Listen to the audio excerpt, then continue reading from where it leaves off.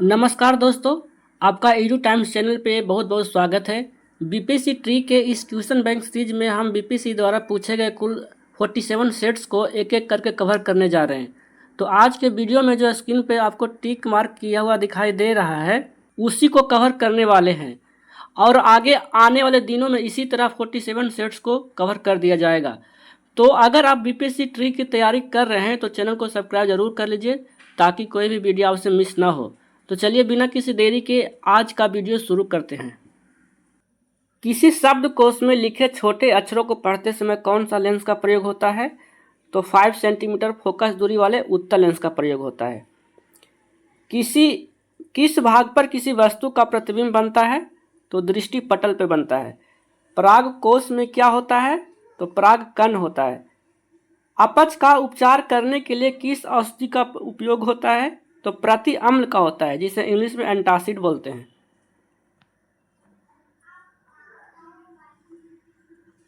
CAA के अंतर्गत नागरिकता प्रक्रिया के लिए आवेदन का निष्पादन किसके द्वारा किया जाएगा? तो डाक विभाग, जनगणना विभाग और केंद्रीय सुरक्षा आईबी के द्वारा। किस देश में भारत ने अपना यूपीआई चालू किया है? तो मॉरिशस में किया है। हरित हाइड्रोजन प्राप्ति का कौन सा तरीका है? तो इलेक्ट्रोलाइसिस, जिसे हिंदी में विद्युत अपघटन कहते हैं। कौन सी तकनीक मृत को पुनर्जीवित दिखा सकती है? तो एआई, आर्टिफिशियल इंटेलिजेंस और डीप फेक, जो है वर्तमान में चल रहा है। किसानों के हित में गांधी जी ने 1917 ईस्वी में चंपारण सत्याग्रह किसके सहयोग से किया था? तो राजेंद्र प्रसाद के सहयोग से। चंद्रमा सदृश ग्रह कौन सा है? तो बुध ग्रह है। जीवाश्म के आधार पर मानव उत्पत्ति का केंद्र कौन सा है? तो अफ्रीका की रिफ्ट घाटी। भारत में शुष्क बिंदु वस्ती कहाँ मिलती है? तो बाढ़ क्षेत्र, अरावली क्षेत्र में। बिहार के किस जिले में धान का उत्पादन सर्वाधिक होता है? तो रोहतास में। तेहरान किस पर्वत पर स्थित है? तो एलबुर्ज पर्वत पर स्थित है। भारत के पूर्वी घाट की सबसे ऊंची चोटी कौन सी है? तो महेंद्रगिरी। और ये महेंद्रगिरी किस राज्य में स्थित है? तो उड़ीसा में। ये भी पूछता है। बिहार के किस जिले में रेशमी वस्त्र का उत्पादन सर्वाधिक होता है? तो भागलपुर में होता है। जालियांवाला बाग हत्याकांड के दौरान भारत का वायसराय कौन था? तो लॉर्ड चेम्सफोर्ड था। भारतीय राष्ट्रीय कांग्रेस के प्रथम अध्यक्ष कौन थे? तो डब्ल्यू.सी. बनर्जी थे। किनको grand old man of India के नाम से भी जाना जाता है? तो दादा भाई नौरोजी को। बारदोली सत्याग्रह का नेता कौन थे? तो सरदार वल्लभ भाई पटेल थे। किसने 1920 ईस्वी में बिहार प्रादेशिक कांग्रेस कमेटी की स्थापना की थी? तो डॉक्टर राजेंद्र प्रसाद ने। 1936 ईस्वी में अखिल भारतीय किसान सभा की स्थापना बिहार में किसके नेतृत्व में हुई थी? तो स्वामी सदानंद सरस्वती के नेतृत्व में। थर्माइट किसका मिश्रण है? तो एवन पाउडर और एल्युमिनियम पाउडर और Fe2O3, जिसे फेरिक ऑक्साइड बोलते हैं इंग्लिश में। अब आते हैं फिजिक्स वाला सेक्शन में। तो लोच का आयाम स्थिरांक क्या है? तो ml-t-2। 1 माइक्रोमीटर प्रति 1 फेम्टोमीटर बराबर कितना होता है? तो 1 माइक्रोमीटर को हम लिखेंगे 10⁻⁻6, मैंने यहाँ कैलकुलेशन करके दिखाया है। और 1 फेम्टो को लिखते हैं 10⁻−15। डेसी, सेंटी, मिली, माइक्रो, नैनो वो वाला है। जब इसको हम 15 के ऊपर ले जाएंगे तो 10⁻9 बच जाएगा। तो इस तरह से निकाल सकते हैं हम। तापमान में वृद्धि के साथ धातुओं की प्रतिरोधकता पर क्या प्रभाव पड़ता है? तो बढ़ जाता है। और वहीं जो अर्धचालक होता है उसमें तापमान अगर बढ़ेगा तो चालकता है जो बढ़ जाता है उसमें। वल्कनीकृत रबर किसका एक उदाहरण है? तो इलास्टोमेर का है। इलास्टोमेर किसको, उदाहरण क्या है उसका? तो लचीला रबर, जिसको खींचने पे फिर वापस उसी स्थान पे आ जाता है, अपने पुनः जो मेन जो होता है वहीं पे आ जाता है, तो उसको बोलते हैं इलास्टोमोर। एक बर्तन में बर्फ का टुकड़ा पानी में तैर रहा है। जब बर्फ पानी में पूरी तरह पिघल जाएगी तो पानी की ऊंचाई पर क्या प्रभाव पड़ेगा? तो अपवर्तित रहेगा। वेंचुरी मीटर की कार्य प्रणाली किस सिद्धांत पर आधारित है? तो बर्नौली के सिद्धांत पर। वेंचुरीमीटर किसको मापता है? तो तरल की प्रवाह की दर को मापते हैं। किसी गैस का आयतन 4 गुना करने के लिए इसका तापमान स्थिर दबाव पर 4 गुना कर देना चाहिए। और ये जो स्थिर दबाव जो होता है चार्ल्स के नियम पर आधारित होता है, और स्थिर ताप पे वायल का नियम। एक छोटे से बंद कमरे में अगर पंखा चालू रखा जाए तो कमरे का तापमान पर क्या प्रभाव पड़ता है? तो बढ़ जाता है। गैस अणुओं का माध्य मुक्त पथ अणुओं के व्यास के वर्ग के व्युत्क्रमण पाती है। एक कण एक समान गति से वृत्ताकार पथ पर चलता है, इसकी गति है आवधिक। तो आवधिक गति किसको बोलते हैं? जो गति को बार बार दोहराती है एक निश्चित अंतराल के बाद, उसको बोलते हैं आवधिक गति, जिसे इंग्लिश में बोलते हैं पीरियोडिक। पृथ्वी पर सही समय बताने वाले एक पेंडुलम घड़ी को चंद्रमा पर से जाया जाता है तो यह चलेगा कितना गुना धीमा चलेगा? तो √6 गुना धीमा चलेगा। यांत्रिक तरंगों में किसका हस्तांतरण होता है? तो ऊर्जा का होता है। और ध्वनि तरंगे हैं जो क्या है? यांत्रिक तरंगे हैं। और यांत्रिक तरंगे हैं जो बिना कोई माध्यम के वो उसका संचरण नहीं होता है, तो उसमें उसी माध्यम को ऊर्जा इसमें बताया गया है।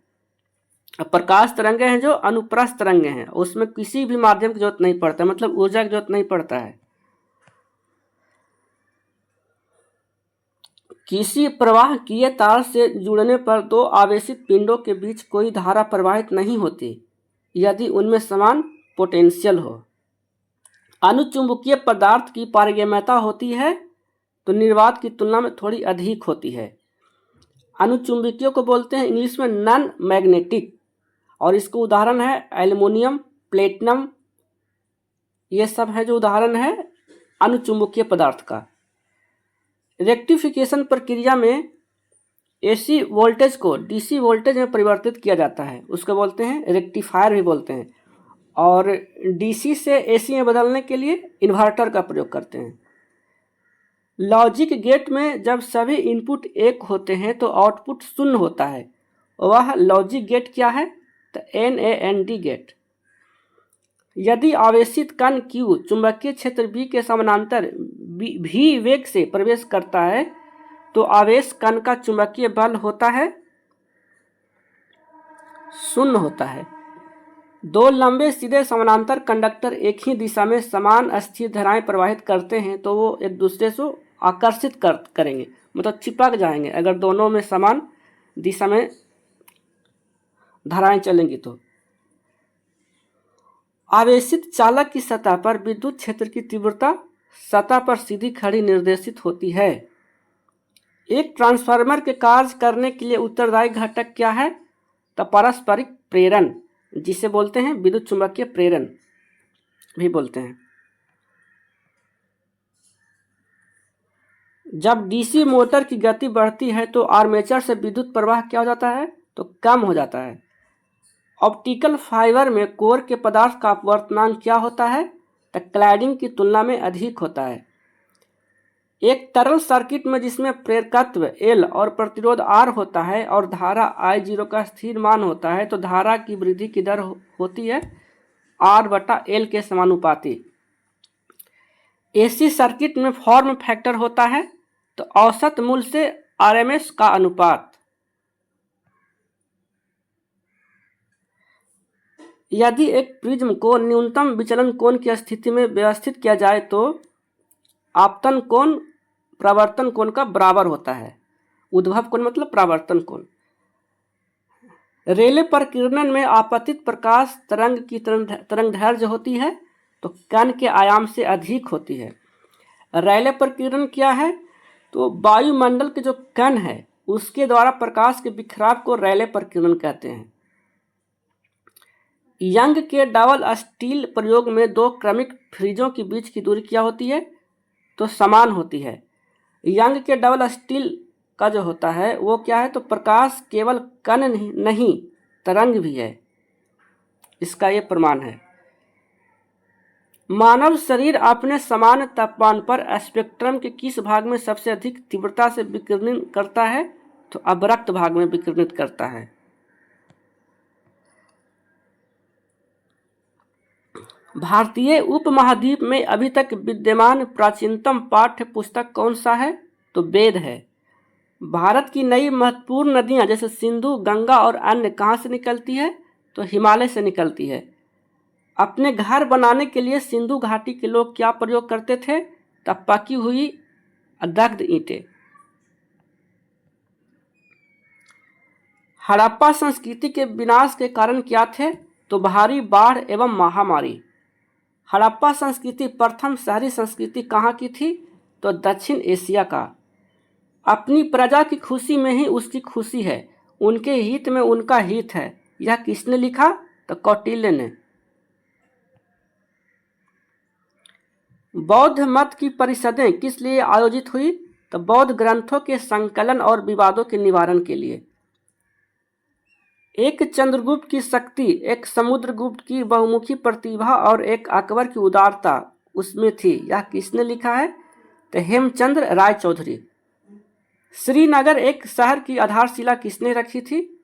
तो अशोक ने रखी थी। प्रादेशिका कौन थे? तो राजस्व संग्रहण करता थे। मौर्य साम्राज्य के पतन के लिए जिम्मेदार संतुष्टिकरण की नीति किसकी थी? तो अशोक की थी। वहीं उसका पतन का कारण बना संतुष्टिकरण की नीति। रत्नावली किसकी प्रसिद्ध कृति थी? तो हर्षवर्धन का। किसने ब्राह्मणों और बौद्ध भिक्षुओं को बराबर संरक्षण दिया और दोनों को उदारता से भिक्षादान भी दिया था? तो हर्षवर्धन। किसके द्वारा चोल साम्राज्य को 9वीं सदी में पुनर्जीवित किया गया था? तो विद्यालय के द्वारा। किन राजाओं के द्वारा नागस्थ, जो राजस्व अधिकारी थे, को व्यापार और व्यवसाय को संपन्न करने के लिए सुपुर्द किया गया था? तो चोल वंश के द्वारा।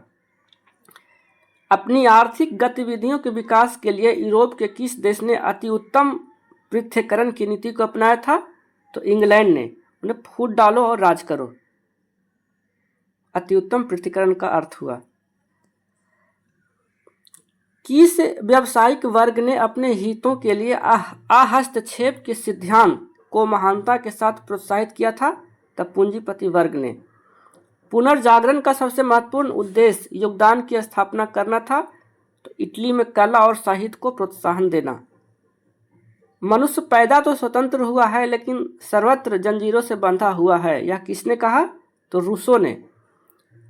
कुलीन लड़ते हैं, पुरोहित पूजा करते हैं और लोग भुगतान करते हैं, यह एक प्रसिद्ध कहावत थी तो मध्ययुगीन फ्रांस की। क्रांति के बाद फ्रांस में आर्थिक उन्नति का मुख्य कारण कृषि प्रगति के कारण था, तो मिश्रित फसलें। 1917 की रूसी क्रांति के बाद एक नया ग्रुप स्थापित हुआ जिसे किस रूप में जाना गया था? तो सर्वहारा वर्ग की तानाशाही के रूप में। जापान में 1941 ईस्वी में किसने आक्रामक सरकार को नेतृत्व दिया और सत्ता प्राप्त की थी? तो जनरल हिदेकी टोजो ने। 8 दिसंबर 1941 को द्वितीय विश्व युद्ध में किसने प्रवेश किया? तो अमेरिका ने किया। और ये द्वितीय विश्व युद्ध 1 सितंबर 1939 को शुरू हुआ और 2 सितंबर 1945 तक चला था। लेकिन फ्रेंड्स यहाँ पे ये मैंने ये देखा था, लेकिन यहाँ पे बता रहा है कि द्वितीय विश्व युद्ध कब समाप्त हुआ? तो 10 अगस्त 1945 को। तो आप एक बार कंफर्म कर लीजिएगा। द्वितीय विश्व युद्ध के बाद दो कौन से ब्लॉक अस्तित्व में आए? तो अमेरिका के अंतर्गत प्रजातांत्रिक नेतृत्व और रूस के अंतर्गत साम्यवादी ब्लॉक। इल्तुतमिश का तत्कालीन उत्तराधिकारी कौन था? तो रुकनुद्दीन फिरोज शाह था। तारीख़ फिरोजशाही किसने लिखी? तो जियाउद्दीन बर्नी ने। कड़े इस्लामिक सिद्धांत में एक मुस्लिम राज का सच्चा शासक कौन होता है? तो अल्लाह होता है। बलबन को अमीर शिकार के पद पर किसने नियुक्त किया था? तो रजिया बेगम ने। 40 के संगठन को किसने समाप्त किया? तो बलबन ने। और इसको स्थापित किसने किया था? तो इल्तुतमिश ने। सल्तनत की आधिकारिक भाषा क्या थी? तो फारसी थी। बलबन ने किस अधिकारी को गवर्नरों, सैन्य और असैन्य अधिकारियों की गतिविधि पर ध्यान रखने के लिए नियुक्त किया था? तो बारिद को। खिलजियों की राज्य व्यवस्था का अग्रदूत कौन था? तो बलबन था। अकबर 15 अक्टूबर 1542 को कहाँ पैदा हुआ था? तो अमरकोट में। राष्ट्रीय शासक किसको कहा गया है? तो अकबर को। प्रथम राजपूत राजा कौन था जिसने अकबर के साथ वैवाहिक संबंध आरंभ किए थे? तो जयपुर के राजा। दीन इलाही अकबर की मूर्खता की एक बहुत बड़ा कार्य था, न कि उसकी बुद्धिमती का था। यह किसने लिखा? तो B.A. स्मिथ ने। दाहशाला पद्धति किसके द्वारा तैयार की गई थी? तो टोडरमल के द्वारा। बक्सर के युद्ध ने किस युद्ध का कार्य पूरा किया? तो प्लासी के युद्ध का। रॉबर्ट क्लाइव बंगाल कब वापिस इसके गवर्नर के रूप में लौटा? तो 1765 ईस्वी को। इलाहाबाद की संधि कब हुई? तो 1765 ईस्वी को। संथाल परगने में सिपाहियों ने पहले गोलीबारी किस पर की?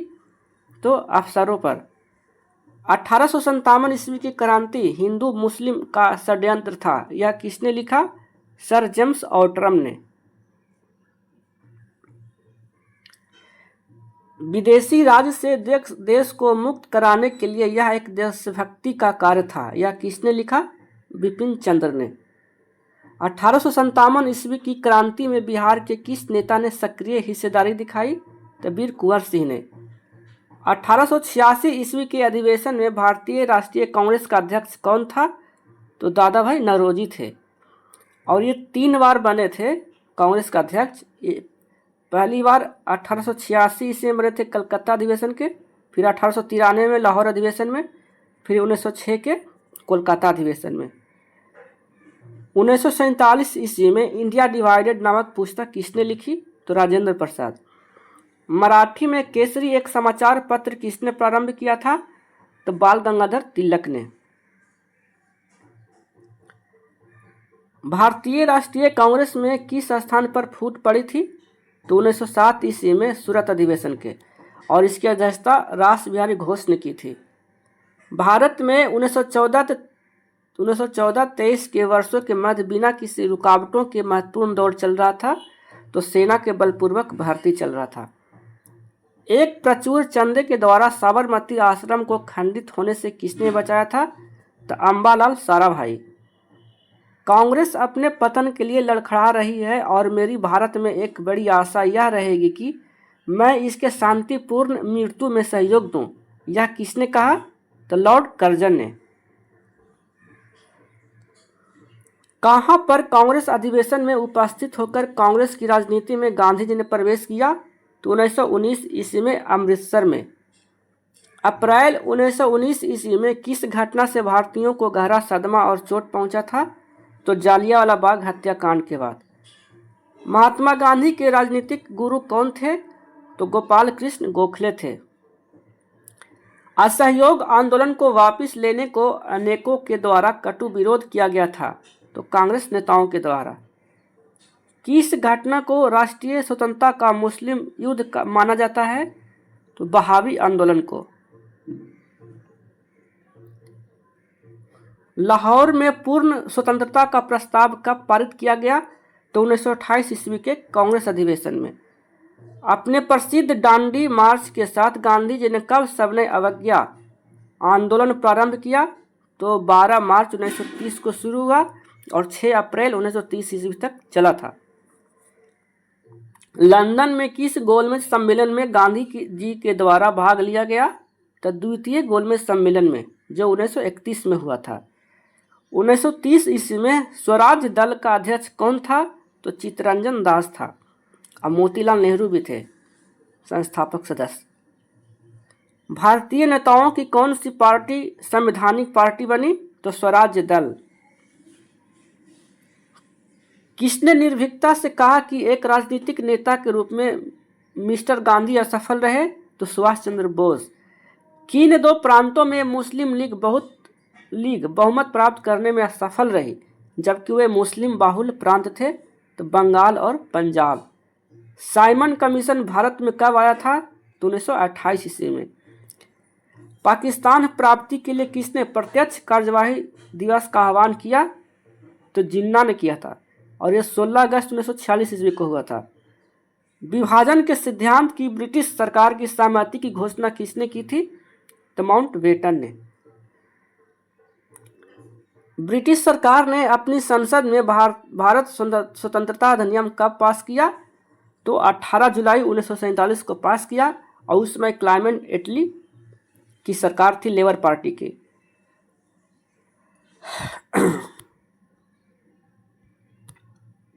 वह प्रक्रिया क्या है जिसके द्वारा मिट्टी के कण हवा या पानी द्वारा स्थानांतरित हो जाते हैं? तो उसे कटाव कहते हैं। नदी के मुहाने पर तलछट के जमाव से किस प्रकार की भू आकृति का निर्माण होता है? तो डेल्टा का होता है। जो नदियां बंगाल की खाड़ी में मिल जाकर गिरती है वो डेल्टा का निर्माण करती है। जैसे गंगा हो गया, गोदावरी हो गया, कृष्णा हो गया, ये सारे हैं जो डेल्टा का निर्माण करती है। किस बायोम की विशेषता कम तापमान, परमाफ्रॉस्ट और सीमित वनस्पति है? तो टुंड्रा प्रदेश की। कौन सा शब्द उस प्रक्रिया का वर्णन करता है जिसके द्वारा ग्लेशियर से बर्फ टूटकर समुद्र में गिरती है? तो ब्यांत करना, इसको इंग्लिश में बोलते हैं कैल्विंग। कौन सा शब्द किसी क्षेत्र में तापमान, वर्षा और अन्य मौसम परिवर्तन के दीर्घकालिक व्यवस्था का वर्णन करता है? तो जलवायु। पृथ्वी के वायुमंडल में गर्मी को रोकने के लिए जिम्मेदार प्राथमिक ग्रीन हाउस गैस कौन सी है? तो कार्बन डाइऑक्साइड। भूमध्य रेखीय प्रशांत क्षेत्र में असामान्य रूप से गर्म समुद्री तापमान की विशेषता वाली घटना का नाम क्या है? तो अल नीनो।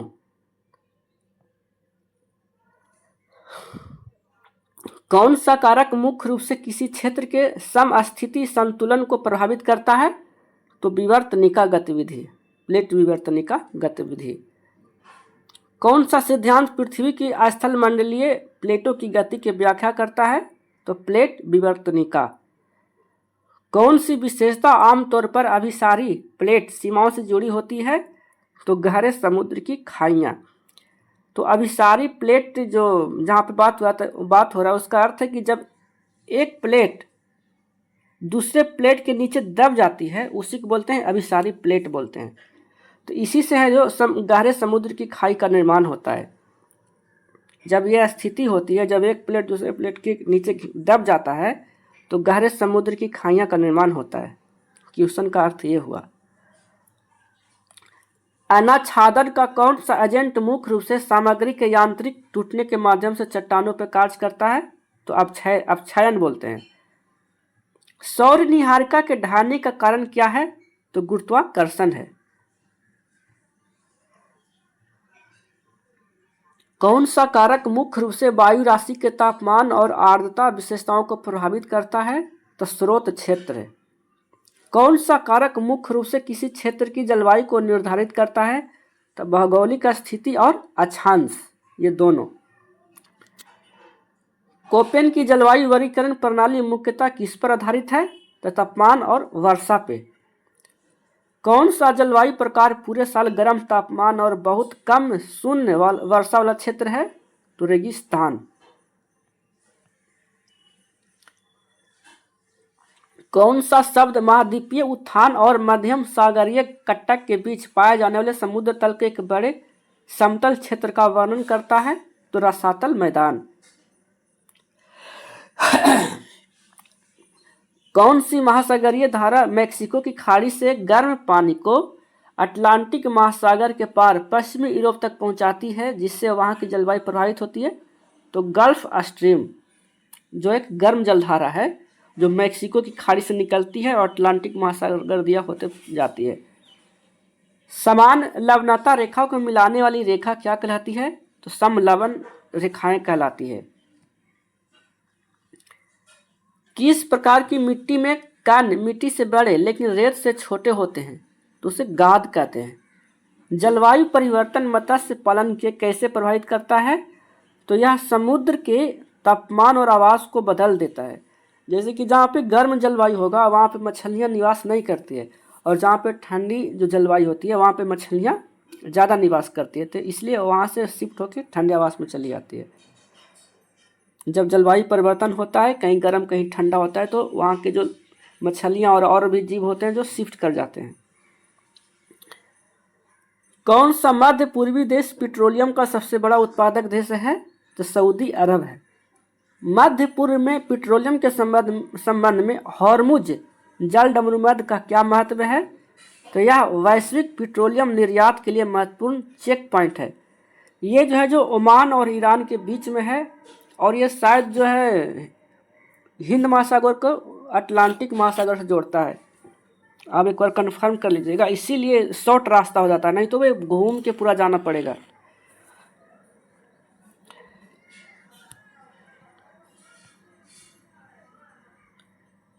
विश्व में लौह एवं इस्पात के शीर्ष उत्पादक देशों में कौन सा देश शामिल है? तो चीन, भारत और नेपाल। किस महाद्वीप में दुनिया में सड़कों की लंबाई और घनत्व सबसे अधिक है? तो उत्तरी अमेरिका में। सू नहर और वेलैंड नहर का निर्माण किस जलमार्ग पर किया गया है? तो महान झीलें सेंट लॉरेंस जलमार्ग पे। सू जो नहर है ह्यूरॉन झील और सुपीरियर झील को जोड़ता है। किस प्रजाति को आधुनिक मानव का प्रत्यक्ष पूर्वज माना जाता है? तो होमो इरेक्टस को। ब्राजील की आधिकारिक भाषा क्या है? तो पुर्तगाली है। कौन सा क्षेत्र आमतौर पर मानसून से प्रभावित नहीं होता है? तो उप सहारा अफ्रीका, क्योंकि हमेशा यहाँ गर्मी ही होता है, यहाँ बारिश नहीं होता है। किस देश में मानसून के कारण सर्वाधिक वार्षिक वर्षा होती है? तो भारत में। गर्मियों के दौरान सहारा रेगिस्तान से उत्तरी अफ्रीका और भूमध्य सागर में चलने वाली शुष्क और धूल भरी हवा को क्या कहते हैं? तो खमसीन कहते हैं। भारत में उस पर्वत श्रृंखला का क्या नाम है जो सिंधु गंगा के मैदान को दक्कन के पठार से अलग करती है? तो विंध्या पर्वत।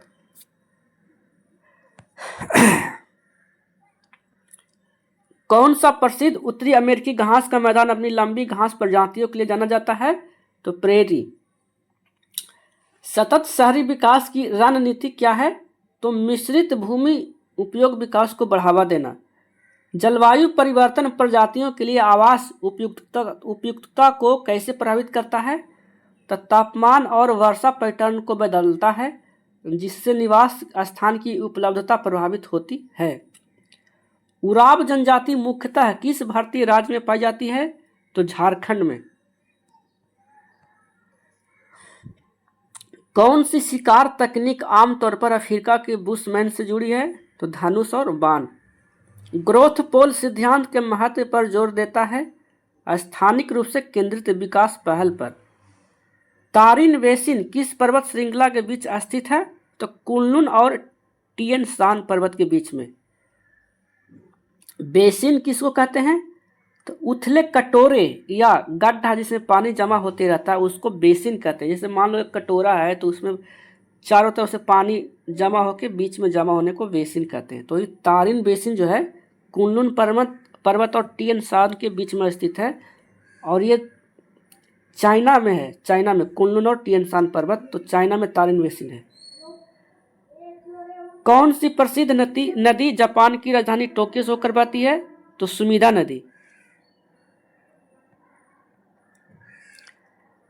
जापान के भूदृश्य पर किस प्रकार की भू आकृति हावी है? तो पर्वतीय क्षेत्र। कौन सा समुद्र जापान को कोरियाई प्रायद्वीप से अलग करता है? तो जापान का सागर। कौन सी भौगोलिक अवधारणा भौतिक और सांस्कृतिक रूप से दुनिया के सभी हिस्सों के परस्पर जुड़ाव पर जोर देती है? तो वैश्वीकरण। कौन सा पारिस्थितिक संगठन का स्तर नहीं है? तो अणु नहीं है।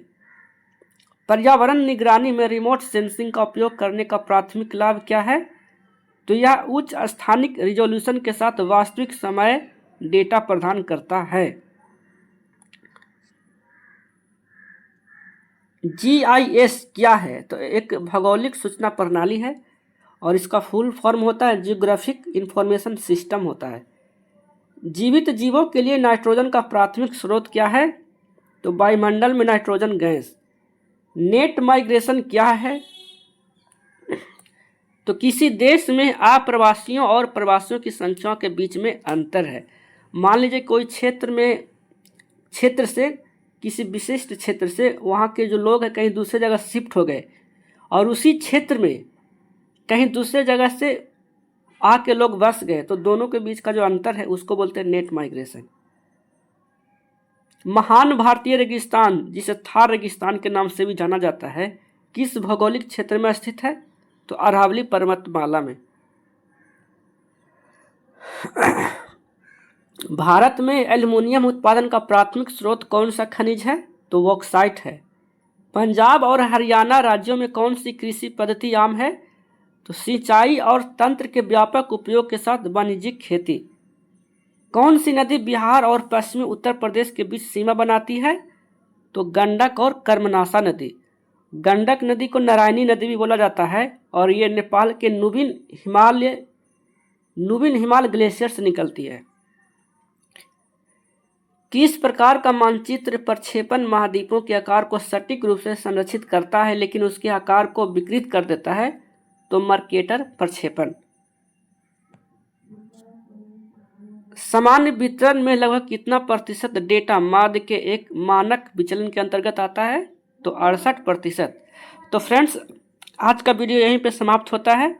मिलते हैं फिर अगले दिन, तब तक के लिए धन्यवाद।